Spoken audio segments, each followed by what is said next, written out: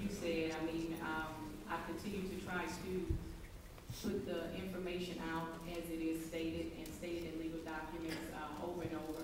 I understand that there are some people that, you know, that they're not really interested in knowing what the facts are, and so, you know, I can say it a million times, it's not going to change what they've said, and so that's fine. That happens all the time. You cleared up that, you know, you say some projects that the city approved didn't happen. Yeah, and many of them did. And for the ones that didn't happen, we didn't give them the money.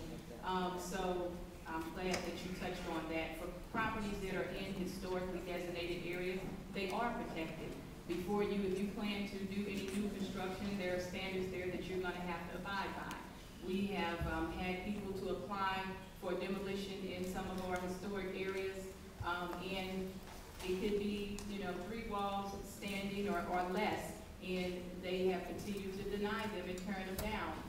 Even when the persons wanted to do a new development, had the money, we're talking about an all-brick building, it was something that was going to be very nice and beautiful, they have not been able to get them torn down. So it is not easy to go into a historic area and tear them down.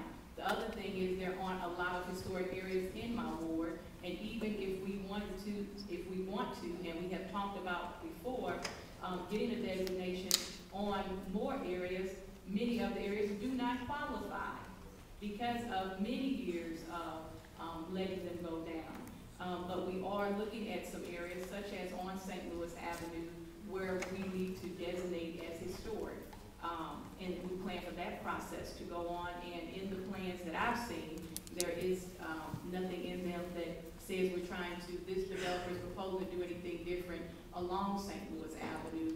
Most of those houses are big homes that have homeowners that have kept them up to the best of their ability. Another thing that I plan to do is to use most of my funds for housing on home repair if this development is to happen, so that the people who are there, and I know have lived on budgets for many years, who need to be able to fix up their homes are able to do so.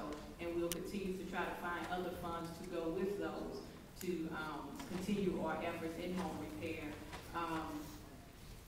Once again, as it relates to maintenance and preservation, there will be more details that will be put in the specific agreements that will be coming before us. But our intent is, you know, what I said. And it seems to be, was a misunderstanding on the 60 possible properties for rehab, is those are, we're just talking about properties that the developer currently owns. That has nothing to do with existing occupied properties. The 10,000 housing units are new construction. You're talking about in addition to what you already have. The properties to be rehabbed are properties that they currently own, which they think could be rehab, and others that are way past that point of being feasible to rehab and would not qualify for tax credits.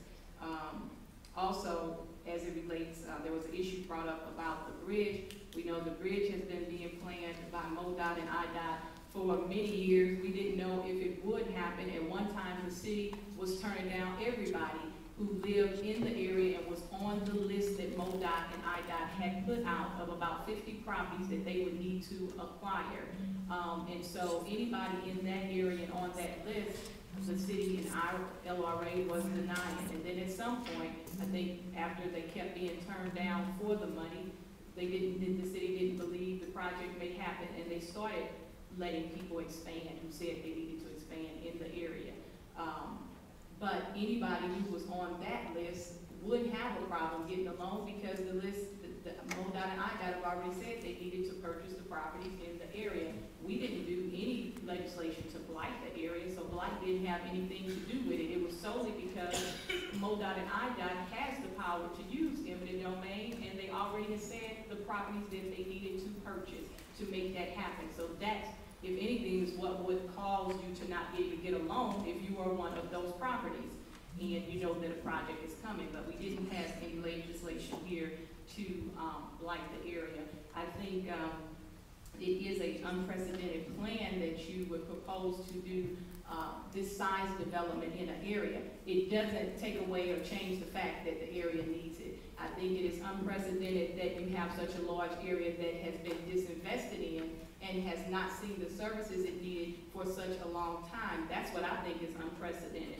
And I think that it is time, and we have, I don't think any of us here were part of the Team Ford plan. I don't think any of us here continue to try to let intentionally areas in St. Louis go down. I think everybody at the board now has been very supportive of areas that are in need, receiving funds and receiving assistance to try to develop. We have continually talked to each other and tried to change the mindsets of anyone that we felt wasn't looking at the city as a whole. We talk about all the time, many of us that represent North St. Louis, about the need and of asking other colleagues to, when we do have resources, we know that your constituents want you to receive some too, but we do talk about and ask that please let's think about what is needed versus just each ward making sure that they get some. And so I think that we have done a much better job of trying to put resources where it's needed. And while this is large, it doesn't change the fact